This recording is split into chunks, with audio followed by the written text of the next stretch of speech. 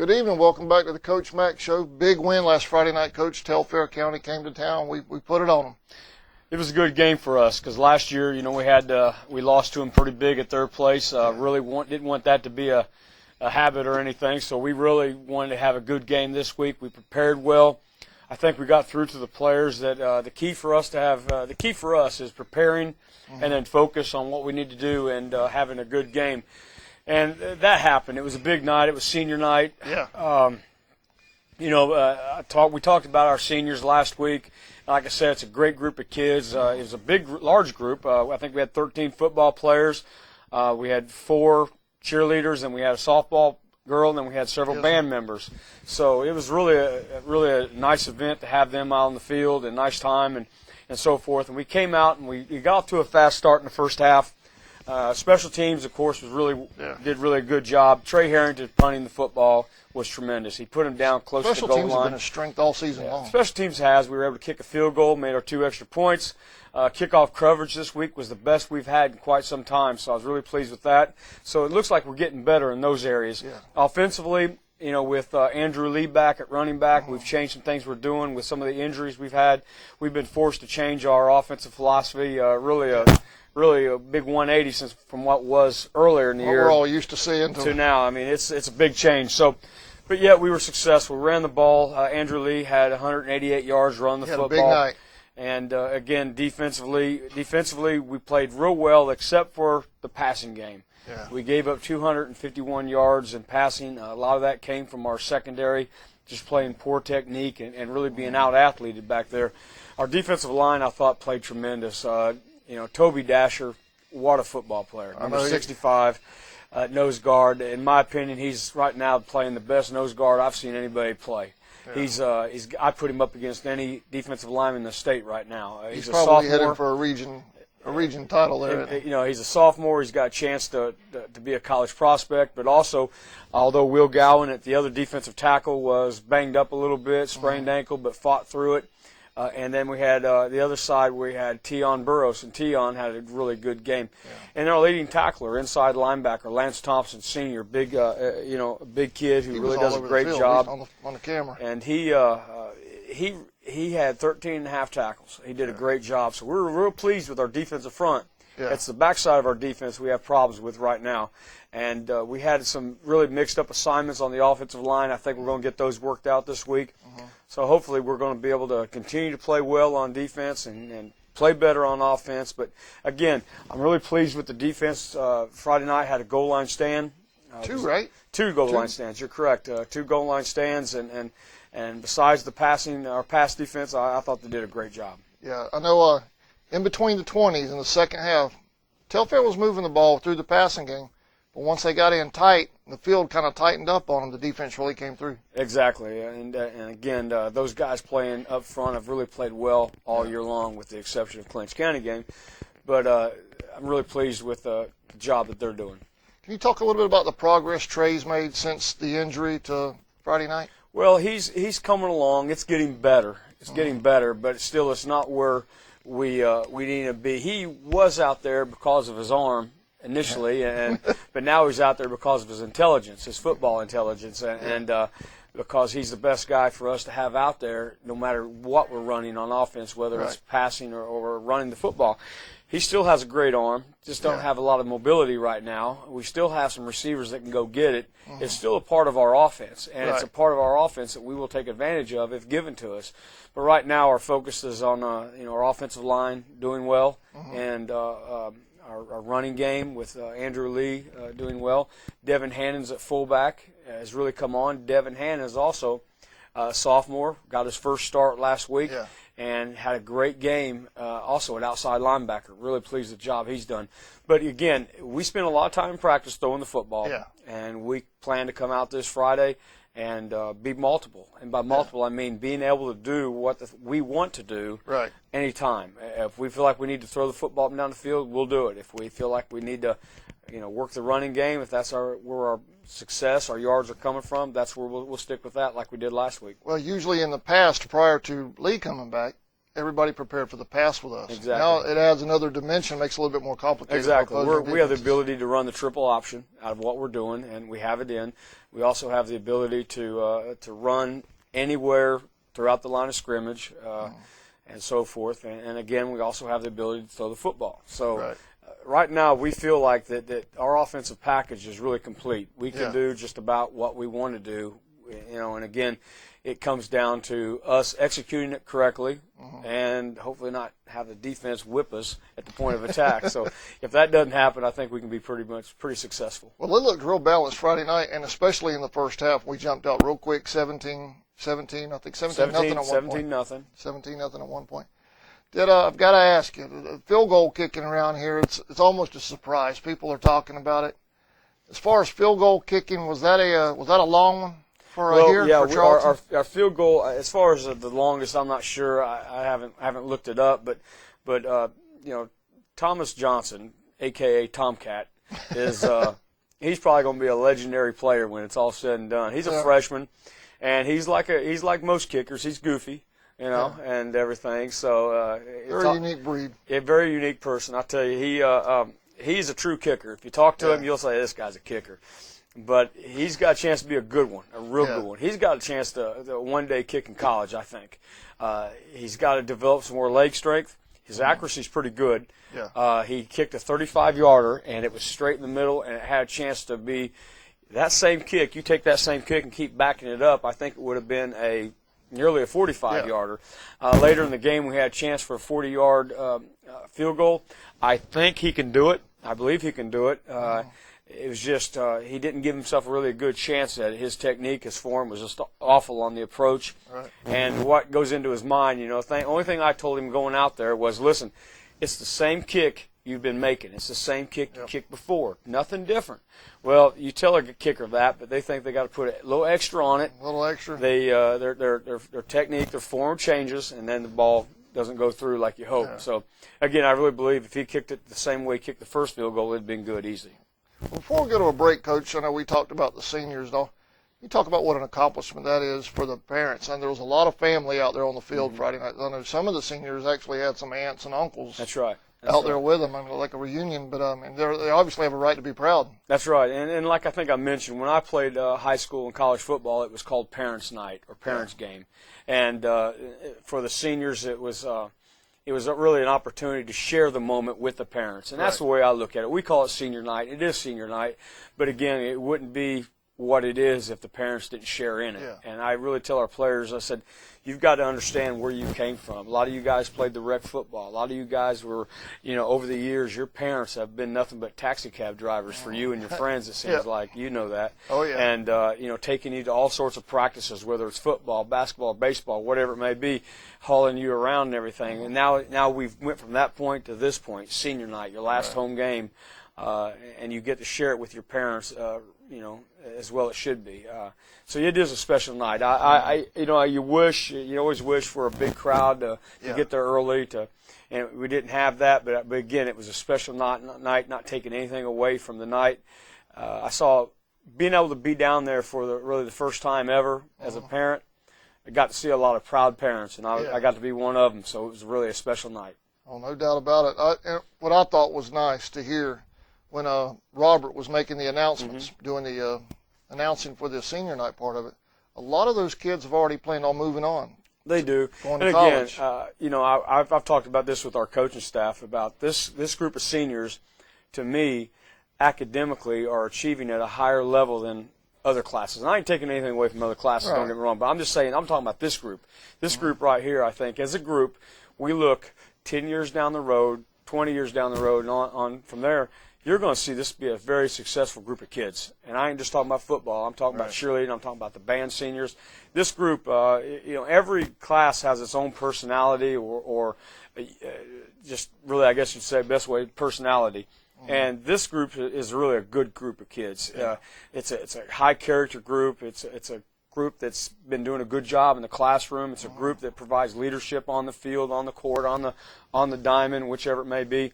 So it's it's going to be a group that when they leave, they're going to create not only holes in our offense and defense that we have to fill, but they're also going to leave with a lot of leadership. They're going to take a lot of that with them that we have to fill in from there. That's what I stress to, I'm around the younger kids a lot. And some of those kids think they're an athlete, they've got it made. And I try to tell them, and I'm not the only one, I'm sure there's others. Yeah. The grades matter. The grades is what it's all about. This is what this whole facility, everything about, these schools are about academics. It's all about that. And I talk more about our kids, about academics, than I probably do football. Yeah. Because I realized without, I had a chance to play high school football and I had a chance to play college football. Right. But along the way, without academics, without the ability to do your work that's required of you, the football really don't matter. It really doesn't. And I told the kids that, football will only take you so far, but what you learn can take you the rest of the way. It'll take you all the way to the end. And that's what's really important. We have some really good teachers out here, and we have great leadership. With Dr. Laracy at the top, and then Dr. Howard out here, we got tremendous leadership. We got guys, we got men who believe in what we're doing. They believe in the extracurricular activities. They believe in supporting the kids in whatever they're doing. But also, and I'm on board with them, it's all about academics. It's all about getting the job done in the classroom. And I've lost good players because they just couldn't get the job done in the classroom, and I hate it. And I hate it. We right now we have Coach Thomas Brooks has been added to our staff and our faculty, and Thomas Brooks is a graduation coach. His job, and he's doing a tremendous job at it. I tell you, he's a great help of helping track our kids, keep them in line. Making sure they're where they need to be. Exactly, and I get daily reports from him of our kids and what they're doing in the classroom, and I don't really want to call it punishment, but we do have extra work to remind them how we believe in academics at the end of practice. And if you're not doing the job in the classroom, we're going to spend probably an extra few minutes with you after practice, making sure that you understand how important it is, at least to the coaching staff, if it's not to you. Well, like you said, it benefits the child, the player, afterwards, because not all of them are going to play football or baseball, softball afterwards. Very few of them will. Very few of them will play on. Yeah. Very few players play more athletics after this, and even fewer play after college. And even your college, if you look into your professional athletes, most of them don't make enough money for them to survive after their playing career. They have to have jobs after that. And a lot of people don't believe that or understand, but that is the truth. There's just a handful of guys that make what I call generational money that would survive through the rest of their life into the next generation of their family. And it goes back to they've got to be able to read. Reading to me is what's all about. I'm a big stickler when it comes to reading. I believe that math and science and all this other stuff is important, but to me it's not it means nothing if our kids don't read. And I really encourage parents to really work with their kids at an early age. I know with my own, we've read to them until they can read to us. Yeah. And that's got to be stressed at an early age with our kids. And I. Winning football games is great, but but helping these boys become young men is really what I'm in it for, and what it's all about, more than winning football games. And I feel good about this year's senior class because I think it's a good group of kids, and I think they're going to go on and achieve good things. All right, very good, Coach. Well, we're going to take a short break, and we'll be right back and go over Irwin County. That'd be good. The Folkston Pharmacy, your original hometown pharmacy for over 45 years, is a proud sponsor of Charlton Sportsnet broadcasts. Folkston Pharmacy accepts insurance from most local employers, including the City of Folkston, Charlton County, Babcock and Wilcox, AJM, Charlton Memorial Hospital, and many others. The Folkston Pharmacy wishes the Indians best of luck this season. Okefenokee Rural Electric Membership Corporation offers more than dependable electrical energy at a competitive price. Quality service is provided by a friendly and professional staff trained to meet your every electrical power need, whether residential, commercial, or industrial. If you have any questions or need information, call us at 1-800-262-5131. Okefenokee REMC, owned by those we serve. A proud sponsor of this year's Indian football broadcasts. All right, welcome back to the Coach Mack Show. Coach, we're playing for seed now. We've got Irwin County Friday night. Irwin County, very good football team. Irwin has lost one game, and that was with Clinch County, who we saw, and understand why they might have lost to them. And they've also tied a game with Fitzgerald. They have a great group of kids. Last year, they were a completely junior-dominated football team. I believe, I think I'm right when I say they only had one senior starter, and the entire rest of their offense and defense were juniors. So this year they're a completely senior football team. Group. A very good team, a team that at the beginning of the year they thought they had a chance to play in the Dome for the state championship and still may. Yeah. They're a really good team, but we're excited about going over there and we're excited about playing them. Yeah. I think that in some respects, after the Clinch County game, we turned a corner a little bit. Mm-hmm. I think it made us grow up a little bit, made us take a little bit more accountability in our football team, and I feel good about ourselves right now. I feel good about going over there. They're a better football team than we are. They really are. I understand that, and the film shows it, and the record shows it. And they got better athletes than we have, but yet we're excited about playing them. You know, the thing that we're sticking to this week is number one, we're going to prepare. Right. Number two, we're going to focus, and then number three, we're going to try to play a great 48. We're going to try to play a great 48 minutes against them. And again, you know, the odds of us coming out on top, it's, you know, we're not by far the underdog by far, but yet we're excited about playing. I'm excited about us being excited about playing. So we're going to have a good week of practice this week. We've zeroed in on things we need to do on defense. I think we got a really good defensive scheme set up for this week, and I think we have a good offensive scheme set up for this week. So I'm excited about going over, seeing how it pans out.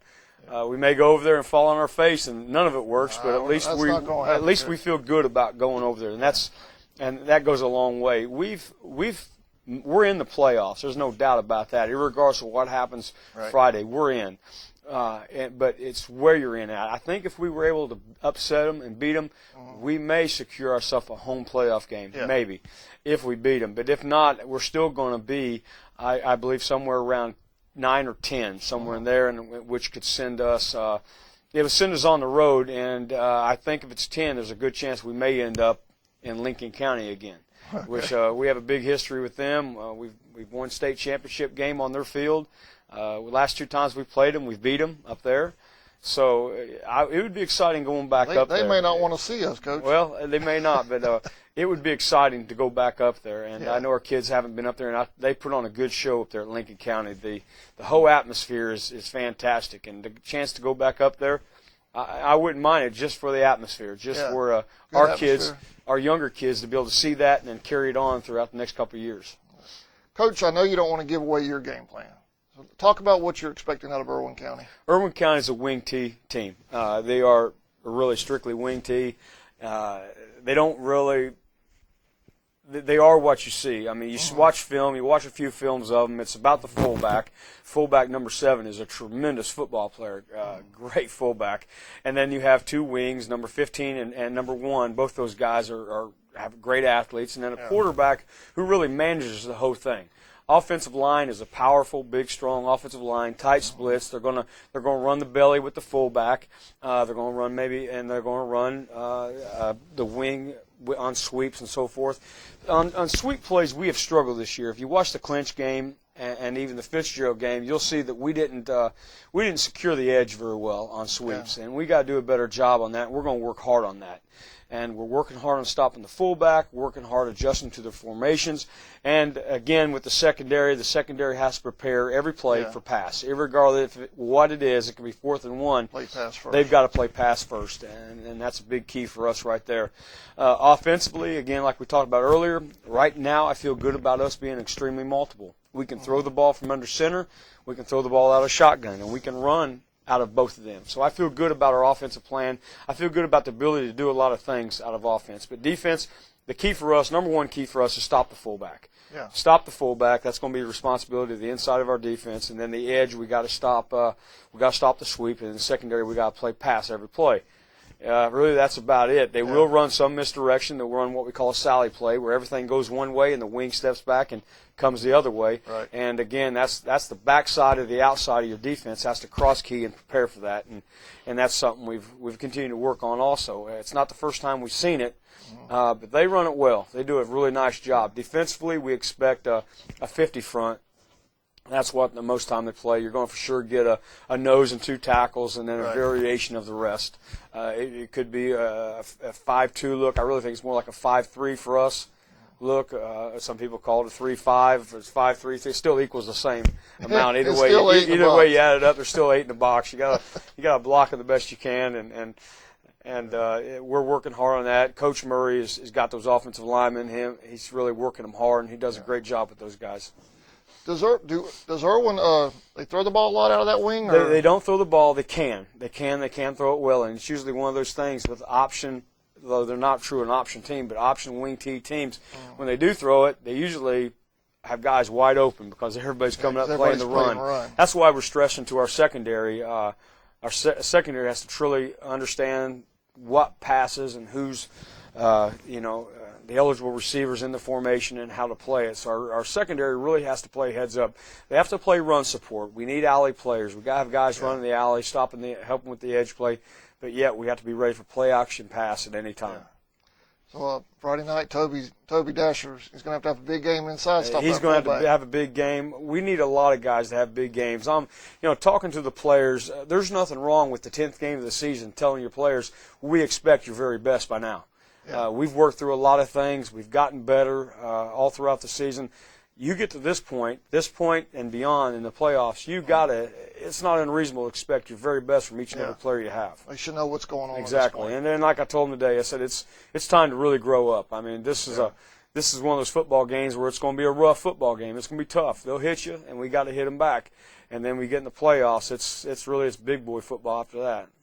Now, what I was asking you earlier, off camera, more than likely we're in the playoffs, no matter what. We are in the playoffs here, regardless. We have an open week. We'll have an open week. It's something I don't like. It's just I don't know anybody who likes it. But because the way the single A playoffs are set up, the bracket's set up, we start things off with an open week. It's awful. It's terrible. But then after that, you get back on track with everybody else in the state. Basically, you've just taken away this first round from the single A, and you're basically right there in the second round with them. And like I said, there's so many scenarios to weigh this thing. Nobody's going to know to really. After the game's over, we'll have somewhat of an idea on Saturday and Sunday, especially Sunday. We'll have a good idea who we're playing, but the official bracket won't come out till probably Tuesday that week. But there's a lot of people that know what's going on. Some math people out there that are working this stuff out. That and again, it could be anywhere from I think 11 probably to 9 if we lose, and if we were able to win, it could be anywhere from 9 to 7 somewhere in there as far as our spot. Ideally, we'd be 8 or above. You get the host, get a home game. Get a home game. That'd be terrific. But it doesn't seem like that's worked out for us the last couple of years. So we got this, and then we got the playoffs, and then I know down the road we're going to probably talk about reclassification. People are already talking about it. Where are we going to play? Who are you going to play after this year? So that's a topic, I guess, for further on. It seems like it's a topic every year with Class A. It is. It is. When you're a small school, the problem that's not going to go away is Atlanta. Right. I mean, you take the state of Georgia, you take South Georgia, and it's really the opposite of what Atlanta is. Yeah. Atlanta, you have high schools that are 35 miles away or even less. You have be on the same road as you. Yeah. South Georgia, you're driving for a region football game. We drive sometimes almost 3 hours. Of course, you guys follow us. Yeah. You're driving almost 3 hours on a school bus one way. They're going, the only problem they have is maybe traffic. So it's just that Atlanta will tell you that South Georgia's the problem that won't go away, and we tell you Atlanta's the problem that won't go away. but it's really Atlanta that's the problem because of all the high schools are so close together, and you try to divide the state up in the regions. And then for us, we're so isolated. If you really look at a map, there we sit. We're down here in the corner. There we sit. And our closest neighbor is Camden County with 3,000 students, and we only have 3,000 people in the town of Folkston. So we're driving through Ware County and these other bigger schools, bigger towns, to get to the teams that we have to play further away. So, again, we have two options and only two options. Either our region will go to the west like it is now, or we'll go straight north, which has done that before. So, again, we have to see who drops down to single A, and there's always a chance somebody could bump up to single A. Irwin County is a school that's that has a little size to it.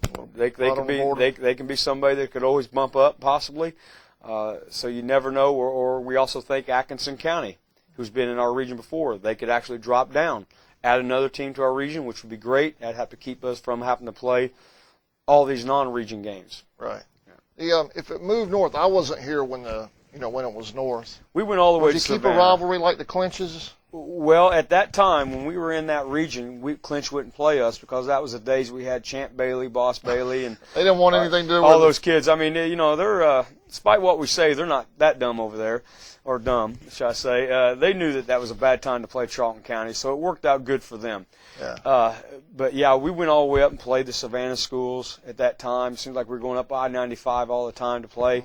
Played the Bryan County, Wheeler County, Montgomery County, people like that. So we went that direction at one time. Right. And then now it's shifted, and now we're going to the west, and that's where we've been most of the time. There's a period of time where we had some really good football teams that we didn't play Clinch County and that direction. We seemed like we went north at that time. Oh, they dodged a bullet. They did. They did. Well, Coach, Friday night, obviously we want the views, want them to watch the game, but for everyone that can make it up there, we really need a good travel crowd. It'd be great. It's really good for the kids, the band, the cheerleaders, the football team to see friendly faces. Oh yeah. And it's especially parents. I stress all the time, and it's something that I just don't understand. I know you agree with me. Why we need parents to follow their kids. Yeah. I can understand the casual fan not making the trip or so forth, but we want parents at the game, especially parents, because we know that for them to have the opportunity to share these experiences with their kid, things changes when they graduate from high school. Things change. I've talked to parents, and they said, well, some of the best time I had with my kids was following them through sports, right, and supporting them. And hopefully we'll have a lot of parents there, and hopefully we have some fans up there, and really pull for our kids to have a great game. 300 or 400 up there with us. It'd be great. It'd be great. That'd be great. All right, Coach, we'll see you Friday night. Post directions to Irwin County. Yep. And we'll see you Friday night about 7 o'clock. 7 o'clock. We start at 7:30. Start at 7:30. 7:30 kickoff. All right, Coach. Appreciate it. Thank you. Thank you.